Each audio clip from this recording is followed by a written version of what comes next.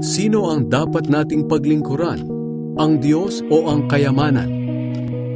Walang taong makapaglilingkod ng sabay sa dalawang amo, sapagkat kapopootan niya ang isa at iibigin ang ikalawa, o kaya'y magiging tapat siya sa isa at hahamakin ang ikalawa.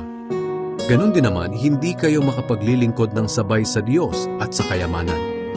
Kaya sinasabi ko sa inyo, huwag kayong mag-alala tungkol sa inyong buhay, kung ano ang inyong kakainin, iinumin o susuotin. Dahil kung binigyan kayo ng Diyos ng buhay, siguradong bibigyan din niya kayo ng pagkain at isusuot. Tingnan ninyo ang mga ibon sa himpapawid. Hindi sila nagtatanim o nag-aani o nag-iipon ng pagkain sa bodega. Ngunit pinapakain sila ng inyong amang nasa langit. Hindi ba't mas mahalaga kayo kaysa sa mga ibon? Sino sa inyo ang makakapagpahaba ng kanyang buhay ng kahit isang saglit sa pamamagitan ng pag-aalala? At bakit kayo nag-aalala tungkol sa pananamit? Tingnan ninyo ang mga bulaklak na tumutubo sa parang. Hindi sila nagtatrabaho o naghahabi.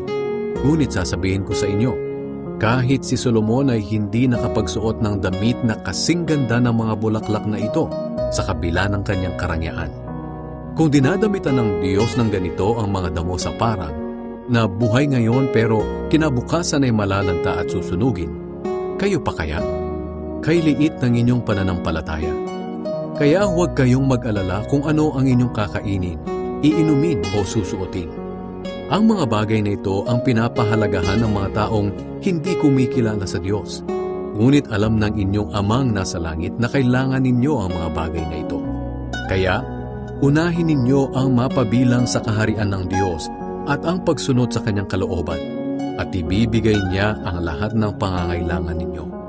Kaya huwag na kayong mag-alala tungkol sa kinabukasan, dahil ang bukas ay may sarili ng alalahanin. Sapat na ang mga alalahaning dumarating sa bawat araw.